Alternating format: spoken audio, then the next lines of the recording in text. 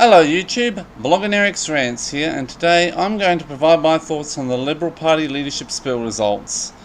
I'm going to tell you a summary of what happened and then give a few thoughts as to what this means for the future. So, there was an attempt at a leadership spill against the Prime Minister of Australia about 2 weeks ago, and it failed 61 to 39. So, the whole fiasco was pretty embarrassing for the Liberal Party. I'll leave a link in the description to the full article detailing how the spill motion came about. I'll just give you guys a summary and some thoughts on what happened, and you can read the full article in the description.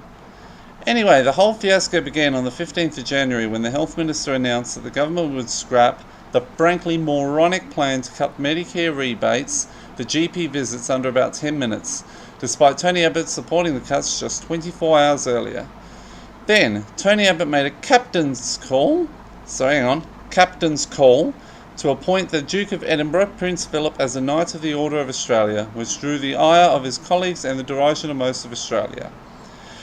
Then, on the 31st of January, the Liberal National Party in Queensland, which for the past 3 years had held 77 seats in the 89-seat Queensland Parliament, lost half the seats they had in the state parliament.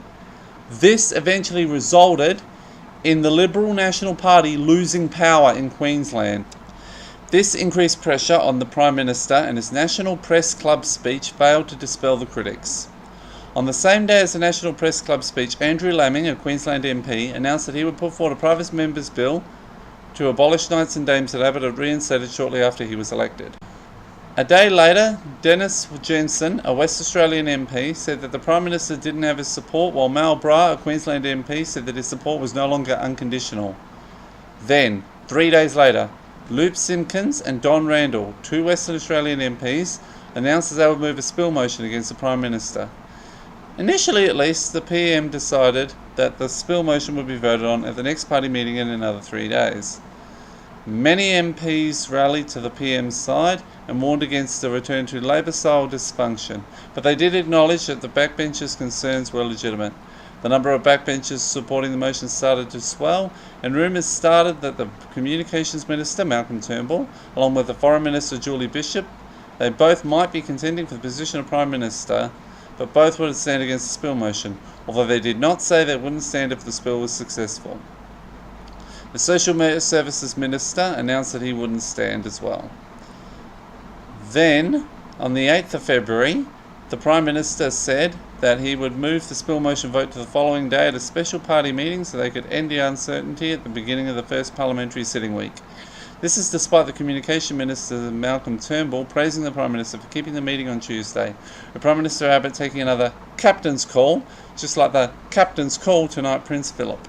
In trying to net support from the South Australian MPs, Tony Abbott allowed an open tender for the building of the next generation of submarines, despite personally promising to the Japanese Prime Minister Shinzo Abe that they would purchase the subs from Japan. Finally, the day of the spill comes around and Abbott survives it, with the spill motion being defeated 61 to 39. So what do I think of this? A continuation of the leadership problems both in the Liberal Party with Malcolm Turnbull and Tony Abbott, and the Labor Party with Kevin Rudd and Julia Gillard, which both parties have been dealing with for the best part of the last 5 years. Tony Abbott, like I said, only got the Prime Ministership because he won a leadership spill against the now Communications Minister Malcolm Turnbull. And he did not get elected. The Australian people kicked out the Labor Party because of their disunity and changing the Prime Ministership between Kevin Rudd and Julia Gillard.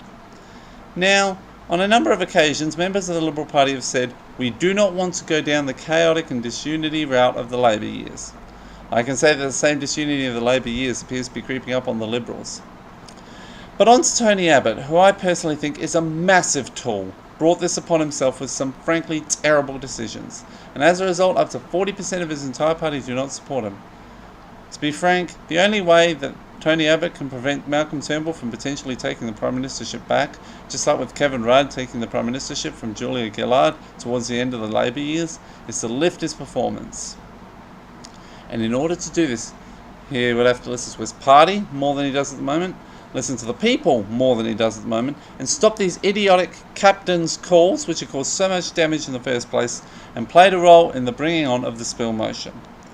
Overall, a massive combination of various factors, most of which Tony Abbott and the Liberal Party could have controlled, and some of which Tony Abbott brought about himself, conspired to bring about this disunity and chaos within the Liberal Party.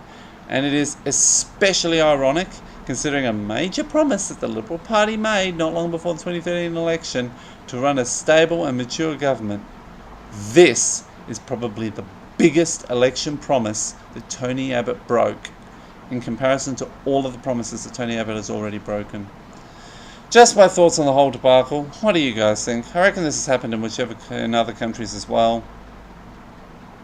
Just my thoughts on the whole debacle. What do you guys think? I reckon this has happened in other countries. So if you want to, share it in the comment section below. And as I always say, have a great day, guys.